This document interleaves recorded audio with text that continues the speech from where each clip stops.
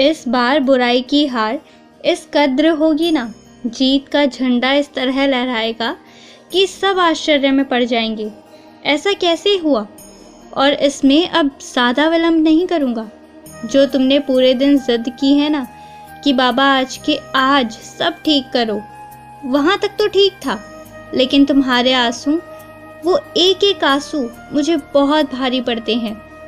तुम जानते हो फिर भी रोते हो, लेकिन जिन कारणों से तुम रोते हो ना, जिनकी वजह से, वो भी खुश नहीं है।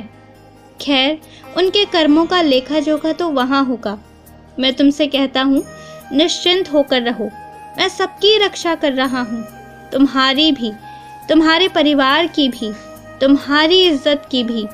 और मुझे इस बात की खुशी है कि अब तुम बदल गए हो, पैसे, लालच, इन सब से ऊपर उठ गए हो, वास्तविकता में जीना शुरू कर दिया है।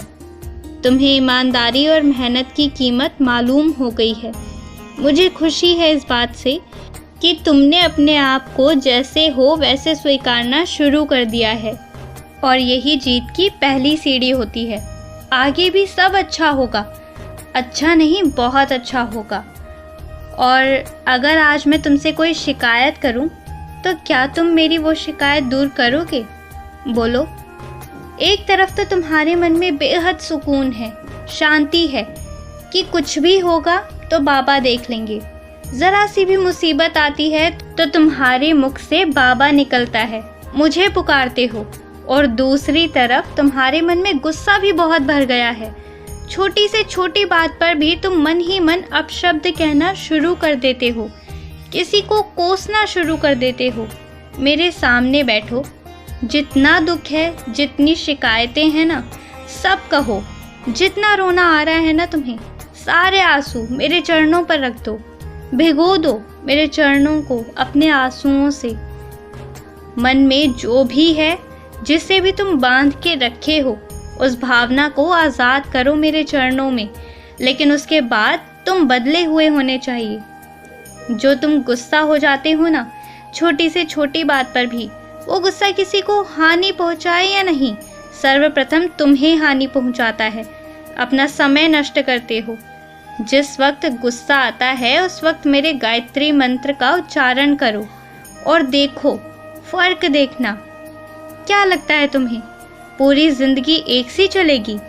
आज जो बलवान हैं, जो अपने बल का, अपनी शक्ति का, अपनी बुद्धि का प्रयोग करके तुम्हारी जिंदगी खराब कर रहे हैं, कल भी वो ऐसे ही रहेंगे, ऐसे ही टिकेंगे। क्या तुमने देखा नहीं है कि सच्चाई की बहुत शानदार जीत होती है और बुराई की उतनी ही बुरी तरह से बदनामी होती है? तो फिर तुमने ये कैसे मान लिया कि आज से 5 साल बाद भी वो तुम्हारा नुकसान करेंगे? 5 साल छोड़ो, 5 हफ्ते बाद भी वो तुम्हारा नुकसान नहीं कर पाएंगे। आज वो जिस स्थान पर है ना, जहाँ उन्हें अच्छे काम करने के लिए रखा गया था, पर वहाँ से वो गलत कर रहे हैं। तो जब वो स्थान उनका नहीं रहेगा, वो किसी और को दे दिया जाएगा। तुम निश्चिंत रहो, तुम्हारे साथ मैं हूँ। हर दिन कहता हूँ मैं हूँ, मैं सब करूँगा। चाहे कुछ भी हो, चाहे प्यार बांटना हो या फिर तुम्हारी कोई जिम्मेदारी पूरी करनी हो। अगर दस्तखत करने भी नहीं पहुँच सकते हो ना, तो मैं करूँगा। तुम्हारी जिम्मेदारी मैं लूँगा।